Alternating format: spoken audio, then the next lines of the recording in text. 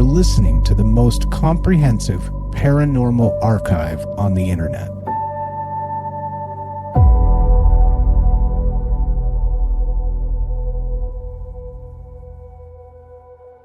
Welcome to Salsido Paranormal. I'm your host, James Salsido, and tonight I will be talking about more haunted places in the U.S. As always, you can find all episodes of the show, along with links to social media, ways to listen, and ways to support the show at the website, and that is salsidoparanormal.com. That's SALSIDO paranormal.com. Support is never expected, but always appreciated, as there are expenses in making this show. And there are many ways to support the show. First of all, you can share your experiences with the show, either in a written form through the Share Experience link at the top of the page, the website, or through direct email, salsidoparanormal@gmail.com, or ask to be on the show, and we can cover your experiences that way. You can also sign up for the Patreon feed and get all the extra content there for as little as $1 a month. I also forgot to mention, you can share the show with others and rate and review it on your favorite podcast platform. And you can check out the merchandise store and get all kinds of shirts and some other items with designs made by friends of the show. Please follow friends of the show. That would be Jen, the Arcane Observer, who has her own channel and is the co-host of this show on Saturdays whenever possible. Ricky of the Anything is Possible podcast, who I join on Sundays for his shows then, and sometimes other special days, to talk all things paranormal. And Michael Strange, host of Troubled Minds Radio, which I call into quite often, and also the Troubled Minds Radio Network, KUAP Digital Broadcasting. And I think that covers everything with that. A couple things to note here. The way this happens is I do searches through AI to get summaries, basically a summary about each haunted location I talk about. And I include the links to the articles that are the sources in every episode description, so you can check those out and read them for yourselves and look at the pictures and everything to see what the places look like. And also be aware that information and situations can change over time. So if you think any of these places sound interesting and you want to go visit, please make sure that it is okay to do so as of whenever you're thinking of doing that, because articles are written and then they're released and the information may change. The details may not be accurate over time. So I do not recommend trespassing for any reason. And so yeah, that covers all of that. Thank you all for being here and listening in. And let me get to the document here, and we'll go from there. Thank you all for all of you that I see here in the live chat as well. So let me get to the file.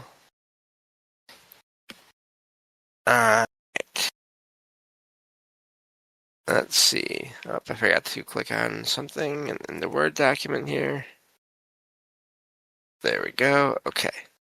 So this next location I'm going to talk about here is the Detroit Masonic Temple in Detroit, Michigan. And this is one of Detroit's most magnificent landmarks and carries a deep history intertwined with local legend and alleged hauntings. Early history. The Detroit Masonic Temple, a Gothic revival building, in December 19... I guess there's a picture. But anyway, the concept for the Detroit Masonic Temple began in 1891, when local Masonic bodies sought a new meeting place to accommodate their growing membership. Their first temple, built at Lafayette Boulevard and First Street, opened in 1896, but was soon outgrown due to the rapid expansion of the Masonic fraternity in Detroit.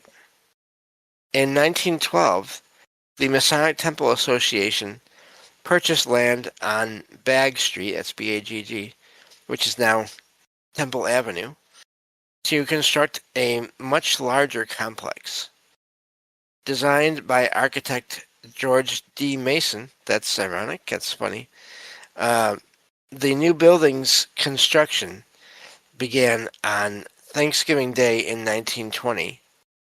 Its cornerstone was laid on September 19th, 1922, with the same trowel believed to have been used by George Washington when laying the U.S. Capitol cornerstone. The temple was completed and dedicated on Thanksgiving Day, 1926. The structure is famed for being the world's largest Masonic temple, offering more than 1,000 rooms, secret staircases, and passages linking various lodge halls, theaters, and ballrooms. The architectural style is Gothic Revival with soaring towers and ornate stonework. Haunting legends. The most persistent ghost story tied to the Detroit Masonic Temple is that of its architect, George D. Mason. Urban legend claims that Mason suffered bankruptcy while funding the temple's construction, leading to personal tragedy. After his wife left him, he allegedly died from falling from the roof of the temple to his death. Since then, night guards have reported seeing his apparition ascending the stairs toward the roof, reliving his final moments. However, historical accounts dispute this version, stating that Mason actually died peacefully at home years later. Still, some visitors and paranormal enthusiasts claim to sense that's our spot. There we go. His presence, hearing unexplained footsteps, feeling cold drafts, and seeing fleeting apparitions around the upper floors. So here again, you have these legends and sightings that may have inspired them, but these sightings may not be what people think they are, or it may not be. In other words, it may not fit the story. It may just appear to you, or the story may have grown around the sightings. Is what I always wonder about as well. Modern presence. Today, the Detroit Masonic Temple remains an active venue, hosting concerts, weddings, and tours. Paranormal investigators still visit, sharing personal experiences of moving shadows, lights flickering in sealed rooms, and whispers echoing through its massive halls. This combination of architectural grandeur and chilling ghost stories has secured the temple's reputation as one of Michigan's most haunted landmarks. And that's where that one ends there.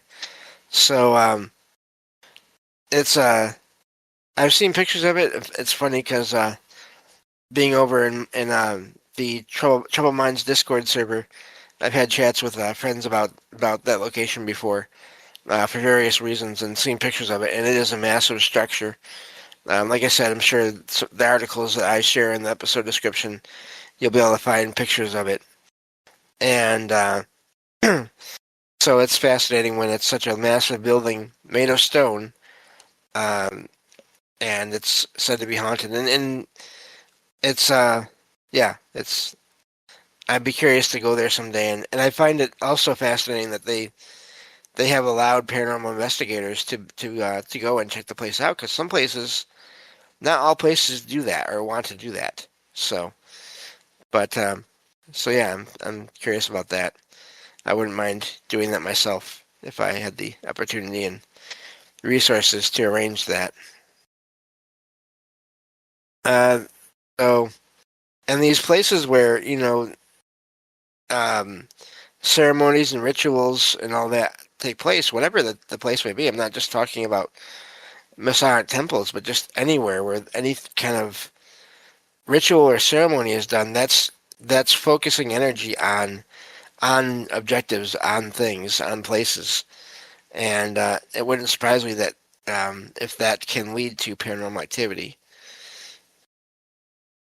So moving on to the next location here. This is the Calumet Theater. It's in Calumet, and this is it's in Michigan, and this is both a historic cultural landmark and a well-known haunted site in the Upper Peninsula.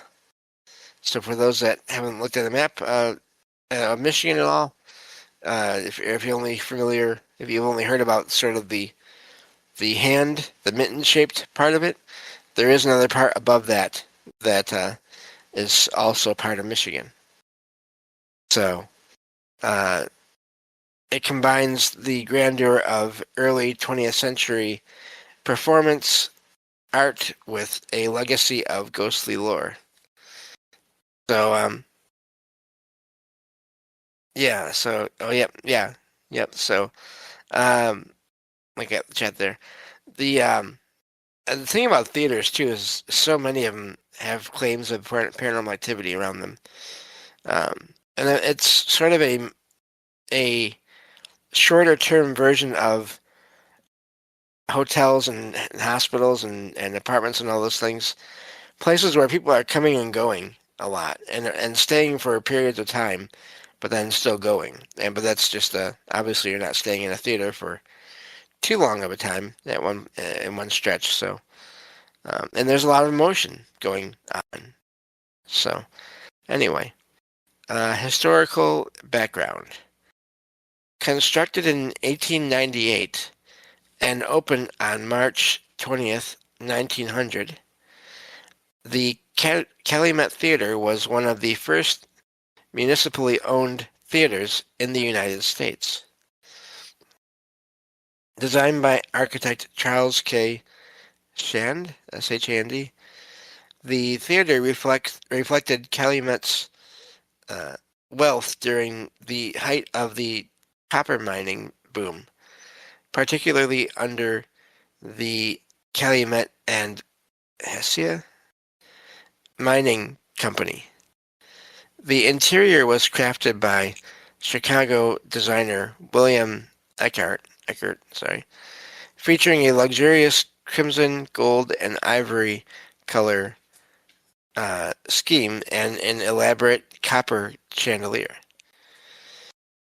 Opening night featured Reginald Covens, The Highwayman, a Broadway touring production.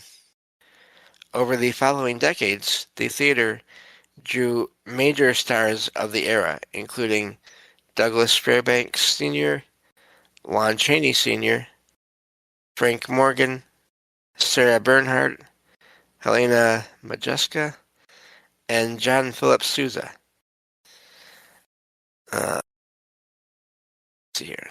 As the popularity of motion pictures rose in the late 1920s and the local economy declined, the venue transitioned into a movie house, remaining active through the mid-20th century before undergoing restorations in 1975 and 1988 through 1989. Today it is part of the Kiwana National Historical Park heritage sites and continues to host around 60 cultural events annually. Reported hauntings. Paranormal lore surrounding the Calumet Theater is widespread across Michigan. The most enduring legend involves the spirit of Madame Helena Modjeska, a celebrated Polish actress who performed there in the early 1900s. The first modern report of her ghost dates to 1958, when actress Adysse Lane claimed to see Modjeska's apparition, helping her remember forgotten lines during a live performance. Since then, both staff and visitors have described unexplained manifestations, including phantom music, sudden drops in temperature, and cold breezes with no source. Another spectral connection ties to the Italian hall disaster of 1913, where 73 people, mostly children, died during a tragic stampede on Christmas Eve. The Calumet Theater reportedly served as a temporary morgue and inquest location afterward. Some accounts claim the laughter and screams of lost children can still be faintly heard within its walls. These stories have given the theater a reputation as one of Michigan's most haunted locations, leading to national attention, including a feature on the Travel Channel's Most Terrifying Places show. Present day. Today, the Calumet Theater stands as both a functioning performance venue and a portal into Calumet's mining era past. It remains a centerpiece of the community, celebrated for its elegant architecture, illustrious artistic history, and persistent supernatural legends that make it a compelling stop for both theater lovers and ghost enthusiasts alike. So, yeah, that's I've heard of that location as well through different shows and things. Probably even saw that that Travel Channel thing at some point. And but yeah, theaters are really common for having paranormal activity. Let's get to at least one more here, I think. This next is the River Raisin National Battlefield Park in Monroe, Michigan. And this preserves the site of the Battle of Frenchtown, the deadliest battle on Michigan soil during the War of 1812. The battle took place January 18th through 23rd, 1813, where American forces initially won but were later ambushed and defeated by British and Native American troops. Approximately 397 Americans were killed and 547 taken prisoner, many of whom were massacred while wounded and unable to retreat. A dark event known as the River Raisin Massacre. The park was established as a national battlefield in 2010 and commemorates this tragic chapter of history. Regarding hauntings, the battlefield is reputedly one of Michigan's most haunted locations. Visitors and paranormal investigators report seeing ghostly soldiers in period uniforms wandering the grounds and hearing battle cries, gunfire, and moans even when the park is empty. Cold spots and unexplained electronic disturbances are also frequently reported. Paranormal investigators have captured EVP recordings, electronic voice phenomenon, and ghostly images, and some visitors describe witnessing apparitions, such as a girl in a white dress, searching for a lost love. Scattered human remains found as recently as 2000 reinforce the haunting legacy of the battlefield. These accounts, combined with the battlefield's bloody history, contribute to a strong reputation for paranormal activity. making the River Raisin National Battlefield Park both a significant historical site and an eerie destination for those interested in the supernatural. So, yeah, I've heard of that place, and I hadn't heard that it was haunted, though, but it makes sense that it's a battlefield, so it very well could be.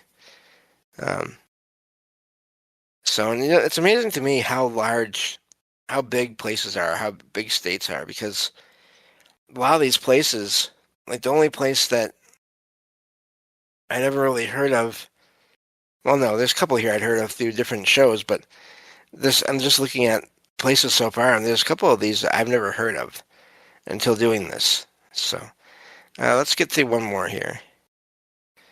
This one is and I'm probably going to say this the wrong way, because I think it's in French.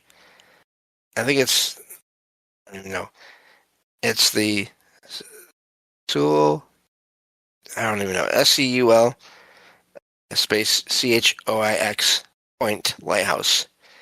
This is in Gulliver, Michigan, and it is one of the Upper Peninsula's most famous and most haunted historical landmarks. By the way, lighthouses are also fairly often said to be haunted. Built in the late 19th century, it remains both a functioning beacon and a focal point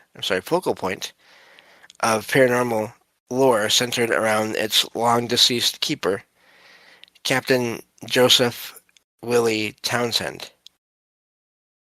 History.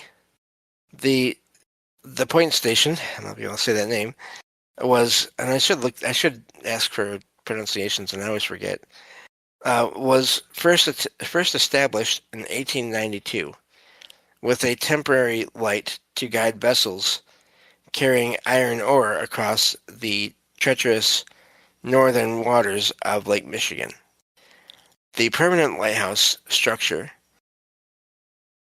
standing 78 to 80 feet tall, was completed in 1895 and automated in 1972, replacing the keepers with a modern beacon visible for 17 miles over the lake surface. It includes the tower, a 2-story brick keeper's dwelling, a fog signal building, boathouse, oil house, and several auxiliary, wow, I can't say that word, auxiliary, there we go, buildings, all largely preserved in their original 19th century form. So, let's see here. The name comes from French, meaning only choice, referring to the bay's role as a rare, safe harbor for mariners navigating the rocky, storm-prone coast. And we're going to skip through the rest of this history here real quick and get to the paranormal stuff. The articles will give you more on the history and on the paranormal things, but we are running out of time. So, getting to the hauntings. According to local legend and numerous investigators, the lighthouse is haunted by at least 5 spirits, the most active being that of Captain Joseph Willie Townsend, its second keeper from 1901 to 1910. So let's get to the... Okay. Visitors, I'm kind of skipping around here. Visitors and investigators frequently report smelling cigar smoke, Townsend's favorite vice, which his wife forbade indoors, as well as hearing heavy footsteps on the tower's stairs and finding objects moved as if by unseen hands. So there's more here, and you will have again talk. You all have to check out the articles for details. Thank you all for listening, and I will talk to you all next time on Salsido Paranormal.